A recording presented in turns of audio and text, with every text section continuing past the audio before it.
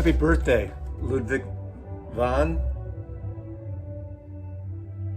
250 years and you don't look a day over 32. 250 years. Now, I'm going to do just a very brief celebration of Ludwig van Beethoven's 250th birthday. I am not a classical wonk experienced person talking about it, so I'm going to do it my way, just as a celebration. This is my all-time favorite piece of classical music. Overplayed? Sure. Over the top? Sure. Beautiful, wonderful, majestic? Definitely. Beethoven's Ninth Symphony, especially the Ode to Joy. And of course, I got into Beethoven because of the Beatles.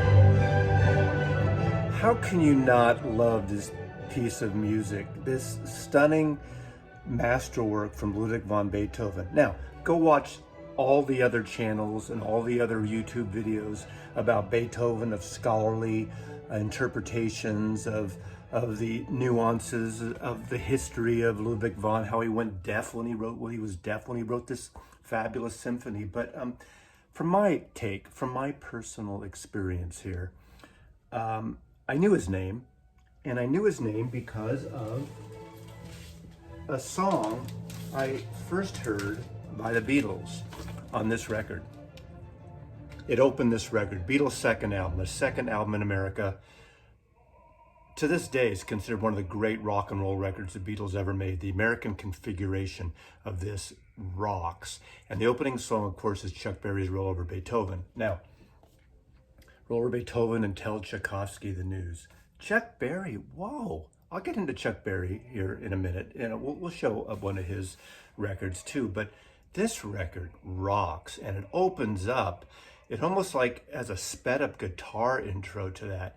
So Beethoven, I had to look into this guy, Beethoven, this Ludwig van guy, but I didn't right away. Of course, this is from 1964, the American version, so this was recorded in 1963. Of course, years later when I was collecting their original records, the UK versions, this is a 70s original UK stereo pressing of With the Beatles' second album.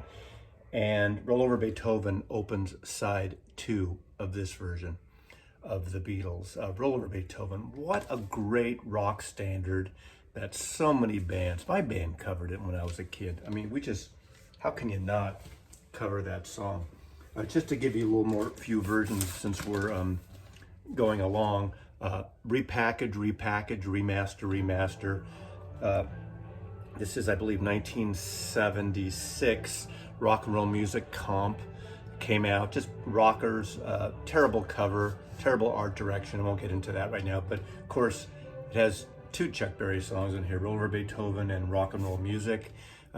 Obviously George Harrison sings Roll Over Beethoven wonderfully. The Beatles rock here.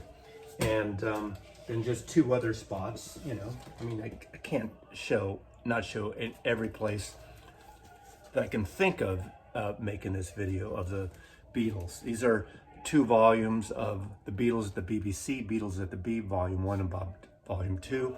There are several versions on these recordings. They recorded in the early 60s at the BBC. And of course, various versions of the Beatles with George Harrison singing Roll Over Beethoven. Now, I'll go back to, this is the one. I mean, a lot of Chuck Berry comps, a lot of reissues, repackages, double albums, triple albums, box sets, and they're great. But if you want one of the best sounding versions, if you can find a really clean version of this, get this record. This is Chess Records, Chuck Berry's Greatest Hits on Chess. And this is a mono version, Chuck Berry's Greatest Hits. And of course, it opens up with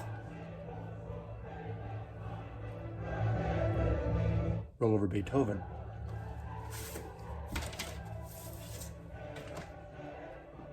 Chess Records, Roll Over Beethoven, by the great Chuck Berry. One of the great rock and roll songs, almost telling us that, hey, that old stuff is out, we're rocking now, and this is the new sound. When Beethoven did this Ninth Symphony, that was new stuff. You know, he didn't even know how great it was in the day. Well, he knew, but you know, who knew it was 250 years later, some idiot on YouTube would be making a video on it, on Beethoven's birthday. So, by the way, today is the 17th of December 2020, so 250 years. Now, I'm going to stay with the Beatles for a little longer, because I showed this at the very beginning. Is Beethoven on here? No, he's not. But if you have ever seen Help, there's a scene in this movie. They should have put the version on here, but they put Wagner. I got into Wagner, Prelude to Lohengrin, Act 3 because of this. The Beatles turned me on to classical music right here. In the scene, Ringo falls down a trap door, a hidden trap door in a pub, and there's a tiger there. And he's confronted with this tiger who escaped from the London Zoo. Well, it turns out, unbeknownst to Ringo, that to soothe the tiger, you had to sing the Ode to Joy from Beethoven's famous Ninth Symphony. Why didn't Ringo think of that, right? So he starts whistling the Ninth Symphony. And of course, everyone joins in the pub, everyone across London and in the stadiums joins in, and I fell in love with Beethoven's Ninth Symphony. Seriously, I went and bought a version of it. I bought a version, I can't believe as a kid, I bought a Deutsche Grammophon von Karajan version of the Ninth Symphony, Ode, and with the Ode to Joy portion. So, Beatles equals Beethoven. Now, let's cut 4 years later. After 1965, Help, 1969. Of course, the Beatles' final recorded album was Abbey Road. Okay? What does Abbey Road have to do with the Beatles? Well, if you follow the Beatles stories, you already know this story. It's an old story, but I'm going to tell it to you because there are people that don't know this. And so, there's a song on here, a beautiful song on here. Because written by John Lennon. Well, this is when John and Yoko were hanging out together, living together. And Yoko, unbeknownst to some of you who just think she's a shrieker, I'm a Yoko fan, by the way, avant-garde artist, also trained classical pianist. She worked with John Cage and the whole avant-garde movement and the Fluxus movement and conceptual art and music. And she played piano. And one morning, maybe it was morning, maybe it was night, who knows? One day she was playing Beethoven's Moonlight Sonata. We call it, I forgot what opus. Opus are the numbers, and go to some classical wonk to tell you what opus it is, but or Kirkel number, or one of those numbers they do in classical records. Kirkel number, opus number. Anyway, Moonlight Sonata, that's the hit we all know. This is not it. Anyway, John, I don't think, had never heard it or had never paid attention to it. And he asked Yoko to play the notes backwards, the melody backwards, and she did. And that's how the song Because came about. It's basically Moonlight Sonata played backwards. So there's always a Beatle connection.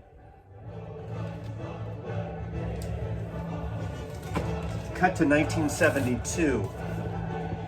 Alex, Clockwork Orange, Stanley Kubrick. The crux to this film, Wendy Carlos, soon to become Walter Carlos, does these great synthesizer versions, and this becomes a huge hit again. The Beethoven's Ode to Joey Ninth, used in some violent messages, turns Alex off to Beethoven, the old Ludwig van. Major storyline in this movie is Ludwig van Beethoven. Beautiful, wonderful Moog synthesizer version of Beethoven's pieces.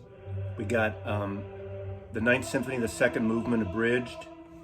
We got the Ninth Symphony, fourth movement abridged. Ludwig van Beethoven, Walter Carlos, Wendy Carlos, Clockwork Orange. And of course, you know, Electric Light Orchestra came about because the idea from Roy Wood and Jeff Lynne was, let's start a band that takes off where Strawberry Fields and I Am the Walrus left us. Rock and roll cellos, rock and roll and stringed instruments, rock and roll and roll over Beethoven. On here, this is ELO's second album, and this has Roll Over Beethoven on it.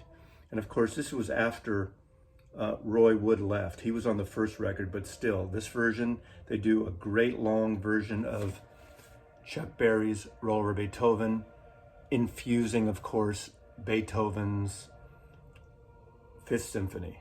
So, Beethoven, ELO, and the Beatles. Now, just to kind of give you, you know, for you pop enthusiasts, there's a great, a decent, actually I liked it, film, Gary Oldman playing the old Ludwig van.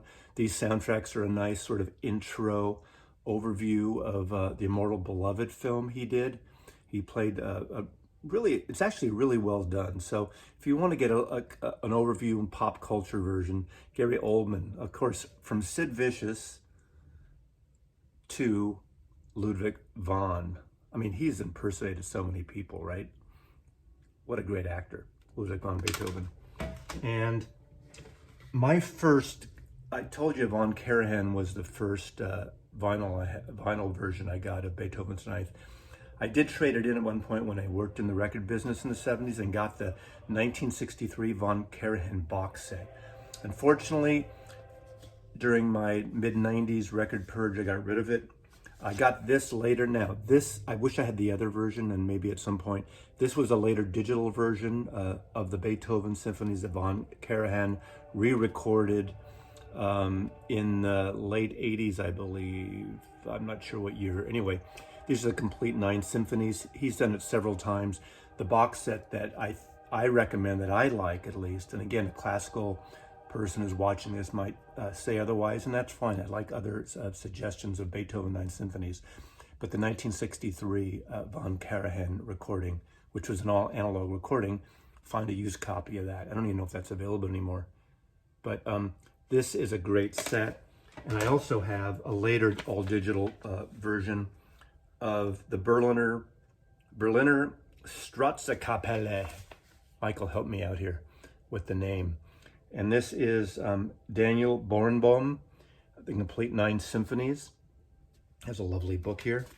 By the way, this is the book that came with the Von Karajan box set. So that's all I'm going to tell you about Beethoven. I think that's enough, because go other places, get the 9th Symphony, get all the symphonies, get his piano. I mean, just buy Beethoven, celebrate Beethoven, one of the most important artists in the history of music. And obviously during his day, there was no recorded versions of any of his music, so it was just handed down through the scores. And but I love Beethoven's 9th Symphony. I love almost everything Beethoven that I have, which is not a lot compared to some collectors and experts, obviously, on Beethoven's music. So happy birthday, Beethoven, 250 years. And of course, it all comes back to rock and roll for me. And, you know, if you like music, you like great music, whether it's classical, jazz, rock and roll, anything. Just enjoy the music. Happy birthday, Ludwig von 250. Mazzy loves you.